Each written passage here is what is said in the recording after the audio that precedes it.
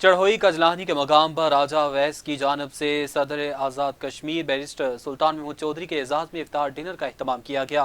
कजलानी पहुँचने पर अहले इलाका की बड़ी तादाद ने सदर आज़ाद कश्मीर का वालिहाना इस्तकबाल किया और उन पर फूलों की पत्तियाँ निछावर की और फूलों के हार पहनाए।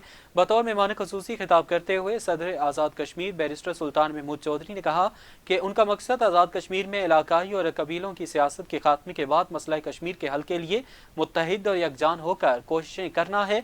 इस सिलसिले में आज़ाद कश्मीर की तमाम सियासी जमातों और कायदीन को मुत्तहिद और मुत्तफिक होकर मसला कश्मीर के हल और मकबूजा कश्मीर में जारी भारतीय मज़ालिम को मुल्की और बैनुल-अक़वामी सतह पर उजागर करने के लिए अपना किरदार अदा करना होगा।